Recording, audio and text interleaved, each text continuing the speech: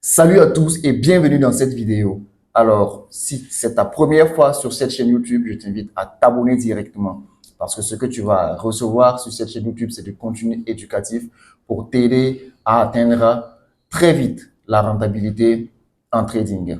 Alors, aujourd'hui, dans cette vidéo, je vais te montrer comment j'ai réussi à faire 2500 $ sur le GBP USD. On y va sur le graphique.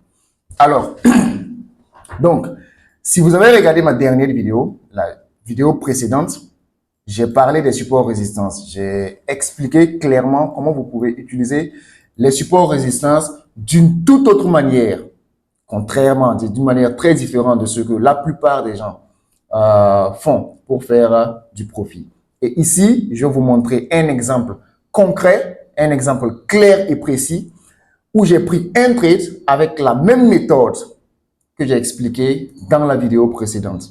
Donc, je disais dans l'autre vidéo que lorsque vous ouvrez un marché, la première étape, c'est de chercher la tendance. Donc, comme vous pouvez le voir ici, là, je suis sur le time frame de H4 et on a clairement des plus hauts de plus en plus bas et des plus bas de plus en plus bas. Ce qui veut dire que on se retrouve tous dans une tendance baissière. Alors, étant dans une tendance baissière, la prochaine étape, donc le trade a été pris ici, donc je vais juste utiliser le replay pour couper le marché à partir d'ici. Donc, on est dans une tendance baissière. La deuxième étape consiste à faire quoi? La deuxième étape consiste à chercher ce qu'on va appeler une zone clé.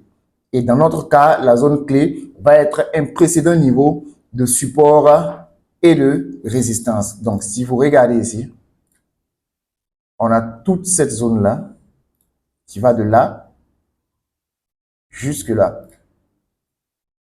Et comme je l'ai clairement expliqué dans la vidéo précédente, lorsque vous voulez utiliser les supports résistance dans une tendance, là par exemple, dans notre cas, on est dans une tendance baissière, vous devez l'utiliser uniquement en tant que résistance. Si on était dans une tendance haussière, ça allait être utilisé uniquement en tant que support. Là, on est dans une tendance baissière, donc on l'utilise uniquement en tant que résistance. Donc, la première étape, déterminer la tendance. Ici, la tendance est comment? La tendance est baissière. Deuxième étape, tracer notre zone clé, qui, dans notre cas, est ce niveau de support et de résistance qui va jouer un rôle de résistance ici. L'étape suivante, c'est de simplement attendre que le marché arrive sur notre niveau de résistance. Donc, avec le mode replay. Donc, ça, c'est un trade qui a été clôturé aujourd'hui même. Et là, par exemple, il faut attendre que le marché arrive sur le niveau de résistance. Et lorsque finalement, le marché est sur le niveau de résistance, la prochaine étape, c'est faire quoi? Attendre la confirmation. Donc, et la confirmation, ça peut être sur la base d'un avalement ou bien d'étoile du matin ou bien d'étoile du soir. Là, on s'attend à avoir un sel. Donc, soit c'est avalement baissier que nous allons avoir, soit c'est étoile du soir que nous allons avoir.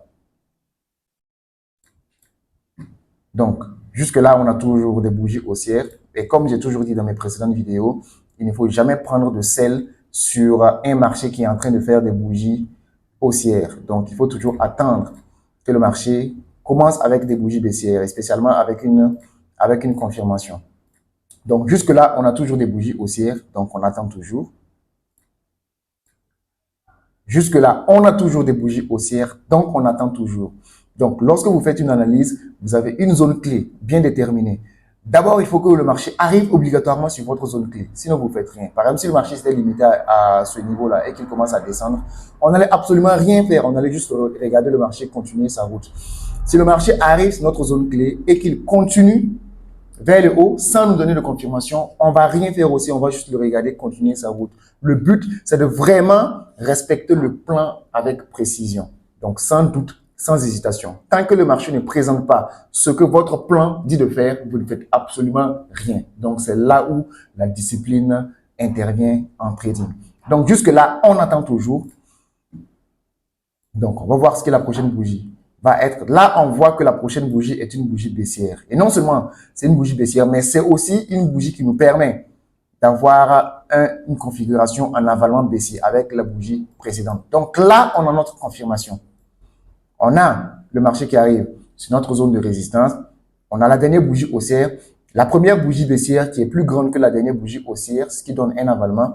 Et là, maintenant, à la clôture de cette bougie, on est prêt pour prendre la position à la vente.